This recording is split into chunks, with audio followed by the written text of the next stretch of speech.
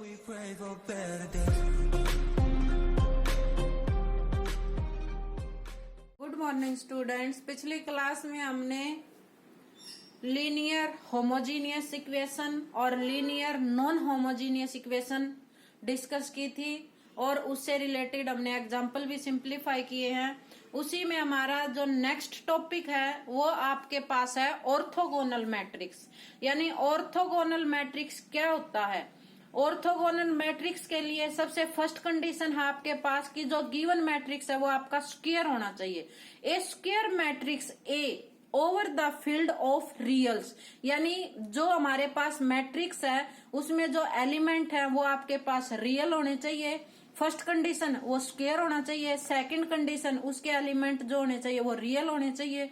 Is said to be orthogonal, उस matrix को हम ऑर्थोगोनल कहेंगे if A into A transpose equal to A transpose into A equal to identity matrix. यानी A transpose या ए transpose A multiply करें तो दोनों कंडीशन में हमारे पास क्या आना चाहिए? Identity matrix. An orthogonal matrix, कोई भी एक ऑर्थोगोनल मैट्रिक्स है A is said to be proper, उसको हम ऑर्थोगोनल मैट्रिक्स को प्रॉपर कब कहेंगे? If determinant A equal to 1, यानी जो ऑर्थोगोनल मैट्रिक्स है उसका डिटर्मिनेंट 1 के इक्वल आता है तो वो हमारा होता है प्रॉपर ऑर्थोगोनल मैट्रिक्स। और अगर हमारा जो ऑर्थोगोनल मैट्रिक्स है उसका डिटर्मिनेंट इक्वल टू -1 है तो उसको हम कहेंगे इम्प्रॉपर ऑर्थोगोनल मैट्रिक्स। यानी प्रॉपर ऑर्थोगोनल मैट्रिक्स और इम्प्रॉपर ऑर्थोगोनल मैट्रिक्स। प्रॉपर के लिए क्या होना चाहिए? डिटर्मिनेंट इक्वल टू 1 और इम्प्रॉपर के लिए क्या होना चाहिए? Determinant equal to -1। ये हमारी डेफिनेशन थी ऑर्थोगोनल मैट्रिक्स की। ऑर्थोगोनल मैट्रिक्स के लिए फर्स्ट कंडीशन है कि जो गिवन मैट्रिक्स है वो आपका स्क्वायर होना चाहिए। उससे सेकंड कंडीशन है कि जो एलिमेंट्स है वो आपके रियल होने चाहिए। उसको हम ऑर्थोगोनल मैट्रिक्स कब कहेंगे? अगर ए ट्रांसपोज या ए ट्रांसपोज ए दोनों तरह से मल्टीप्लाई करें तो इक्वल टू क्या आना चाहिए? आइडेंटिटी। नेक्स्ट हमारे पास पॉइंट था कि प्रॉपर ऑर्थोगोनल मैट्रिक्स या इम्प्रॉपर ऑर्थोगोनल मैट्रिक्स। प्रॉपर होगा तो डिटर्मिनेंट ए क्या होगा? 1 के इक्वल होगा। इम्प्रॉपर होगा तो डिटर्मिनेंट आपके पास क्या होगा? -1 के इक्वल होगा। नेक्स्ट है प्रॉपर्टी ऑफ ऑर्थोगोनल मैट्रिक्स, यानी ऑर्थोगोनल मैट्रिक्स से रिलेटेड कुछ प्रॉपर्टी हैं। फर्स्ट प्रॉपर्टी आपके पास है the determinant of an orthogonal matrix is, यानी अगर कोई भी मैट्रिक्स जो ऑर्थोगोनल है तो उसका डिटर्मिनेंट ऑलवेज +-1 आएगा। लेट इसका प्रूफ देखते हैं। Let A be an orthogonal matrix, यानी ए जो है आपके पास ऑर्थोगोनल मैट्रिक्स है। अगर ऑर्थोगोनल होगा तो क्या डेफिनेशन थी? ए ट्रांसपोज किसके इक्वल होगा? आइडेंटिटी के इक्वल। या ए ट्रांसपोज ए लिखे वो भी क्या होगा? आइडेंटिटी के इक्वल। क्यों? क्योंकि बाय डेफिनेशन हमने अभी अबाउट डिस्कस किया था। Taking determinant on both side, दोनों साइड हम डिटर्मिनेंट लेंगे, यानी ए ट्रांसपोज का डिटर्मिनेंट इक्वल टू आइडेंटिटी का डिटर्मिनेंट। जो डिटर्मिनेंट होते हैं जैसे दो मैट्रिक्स की मल्टीप्लाई करके डिटर्मिनेंट निकाले या अलग अलग डिटर्मिनेंट निकाले, ये हमारी कंडीशन होती है कि अगर दो मैट्रिक्स मल्टीप्लाई में है तो उनको सेपरेट करके डिटर्मिनेंट की फॉर्म में चेंज कर सकते हैं। और आइडेंटिटी मैट्रिक्स का डिटर्मिनेंट करेंगे तो आइडेंटिटी आएगा। सेकंड हमारे पास है कि चाहे मैट्रिक्स का डायरेक्ट डिटर्मिनेंट निकाले या ट्रांसपोज करके डिटर्मिनेंट निकाले, दोनों की वैल्यू ऑलवेज इक्वल होती है। यानी ए डिटर्मिनेंट और ए ट्रांसपोज किसके इक्वल आ जाएगा? डिटर्मिनेंट ए के इक्वल टू आइडेंटिटी।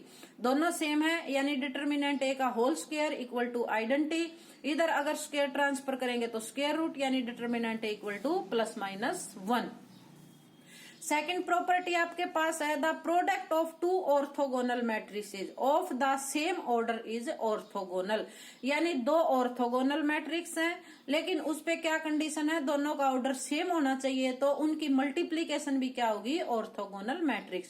सपोज कीजिए let A and B be two orthogonal matrix, A और बी दोनों क्या है? Orthogonal matrix. तो ए ट्रांसपोज और A transpose A equal to identity, B transpose equal to B transpose B equal to identity. ये किससे है? जो हमने अबव डेफिनेशन डिस्कस की थी ऑर्थोगोनल मैट्रिक्स की, यानी बाय डेफिनेशन।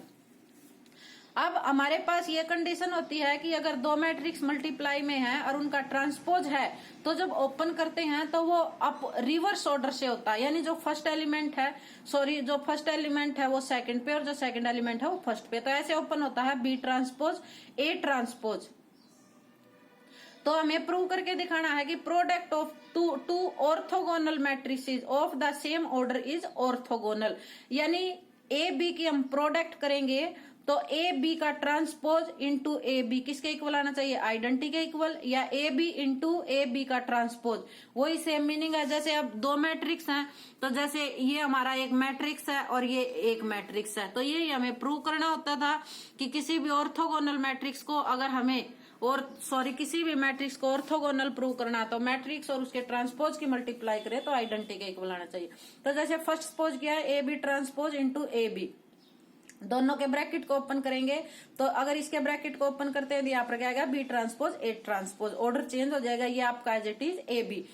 जो सेकंड और थर्ड एलिमेंट है उनको हम एक ब्रैकेट में करेंगे तो ए ट्रांसपोज ए क्या था आपके पास है ऑर्थोगोनल, तो ए ट्रांसपोज ए आइडेंटिटी के इक्वल, यानी बी ट्रांसपोज आइडेंटिटी और बी ट्रांसपोज बी, ये भी ऑर्थोगोनल मैट्रिक्स था यानी आइडेंटिटी के इक्वल, दोनों की मल्टीप्लीकेशन आइडेंटिटी के इक्वल। कन्वर्स में सिमिलरली हम लिख सकते हैं ए बी और ए बी ट्रांसपोज आइडेंटिटी के इक्वल प्रूव करना है, तो ये भी एज इट इज हम प्रूव कर सकते हैं, चाहे तो आप इसको लिख सकते हैं, नहीं तो डायरेक्ट यहाँ पर ऐसे पुट कर सकते हैं। A B transpose into A B equal to A B into A B transpose किसके इक्वल आ गया, आइडेंटिटी के, ये इंप्रूव करना था। The product of two orthogonal matrix of the same order is an orthogonal, तो ए बी हमारे पास क्या आ गया, ऑर्थोगोनल मैट्रिक्स। नेक्स्ट आपके पास प्रॉपर्टी है ऑर्थोगोनल मैट्रिक्स की, the inverse and transpose of an orthogonal matrix of an orthogonal matrix, ये 2 टाइम लिखा गया यहाँ, of an orthogonal matrix are orthogonal, यानी the inverse and transpose of an orthogonal matrix are orthogonal. तो हमने suppose किया कि ए जो है आपके पास एक ऑर्थोगोनल मैट्रिक्स है, तो अगर हम उसका ट्रांसपोज करें तो भी ऑर्थोगोनल होना चाहिए, अगर हम उसका इनवर्स करें तो भी हमारे पास वो मैट्रिक्स क्या आना चाहिए, ऑर्थोगोनल, ये हमें प्रूव करना। तो सपोज कीजिए ए जो है आपके पास ऑर्थोगोनल मैट्रिक्स है, गिवन था, तो ए ट्रांसपोज किसके इक्वल आएगा, आइडेंटिटी के इक्वल आएगा बाय डेफिनेशन। इनवर्स क्या है पहले, तो taking inverse on both side, यानी ए ट्रांसपोज कंप्लीट का इनवर्स इक्वल टू आइडेंटिटी का इनवर्स। तो ओपन करेंगे, सेकंड एलिमेंट फर्स्ट पे, फर्स्ट एलिमेंट सेकंड प्लेस पे चला जाएगा, तो ए ट्रांसपोज का इनवर्स और A inverse equal to identity का इनवर्स करेंगे तो आइडेंटिटी ही आएगा। तो जैसे पहले इनवर्स करें या ट्रांसपोज करें दोनों सेम मीनिंग होती है, तो हम ऐसे लिख सकते हैं ए इनवर्स का ट्रांसपोज और यहाँ पर आपके पास है ए इनवर्स, यानी ए इनवर्स को हम एक मैट्रिक्स सपोज कर ले तो यहाँ पर हमारे पास क्या आ जाएगा, जैसे ए इनवर्स को हम यहाँ पर अगर सपोज कर लेते हैं कि ए इनवर्स आपके पास है बी के, तो यहाँ पर मेरे पास क्या आ जाएगा, जो गिवन है मैं लिख सकती हूँ बी ट्रांसपोज और बी इक्वल टू आइडेंटिटी। तो हमारे पास जो ए इनवर्स मैट्रिक्स है वो क्या आ गया, ऑर्थोगोनल, यानी मैट्रिक्स जो ऑर्थोगोनल था उसका इनवर्स करेंगे तो भी हमारे पास क्या आया, ऑर्थोगोनल। सेकंड पॉइंट था ट्रांसपोज, यानी A transpose equal to identity. तो जैसे A dash equal to identity था, दोनों साइड ट्रांसपोज करेंगे तो आइडेंटिटी का ट्रांसपोज करेंगे तो क्या आएगा आपके पास, एज इट इज आई आएगा, यानी आई का ट्रांसपोज। तो इसमें सेकंड फर्स्ट पे, फर्स्ट सेकंड पे, यानी ए ट्रांसपोज का transpose, A transpose equal to I. Transpose का ट्रांसपोज करेंगे तो वापिस क्या आता है, आइडेंटिटी के वापिस ए के इक्वल आता है। लेकिन यहाँ पर हमें प्रूव करना है कि जब ट्रांसपोज करें तो भी वो आपके पास क्या होना चाहिए, एक ऑर्थोगोनल मैट्रिक्स। तो ए ट्रांसपोज उसका ट्रांसपोज और ए ट्रांसपोज, यानी ए ट्रांसपोज आपके पास एक मैट्रिक्स है और हमारे पास हो गया ए ट्रांसपोज का हम कुछ पुट कर देंगे, जैसे हमने पुट कर दिया यहाँ पर थी, तो सी ट्रांसपोज और सी आइडेंटिटी के इक्वल हो गया। इट्स मीन्स जो ए ट्रांसपोज है वो क्या हमारे पास ऑर्थोगोनल मैट्रिक्स है। Transpose of an orthogonal matrix is orthogonal और inverse of an orthogonal matrix is an orthogonal, ये हमें प्रूव करना था। ये हमारा छोटा सा टॉपिक था ऑर्थोगोनल मैट्रिक्स, और उससे रिलेटेड हमने कुछ अपनी प्रॉपर्टी डिस्कस की। इससे नेक्स्ट क्लास में हम अपना नेक्स्ट टॉपिक डिस्कस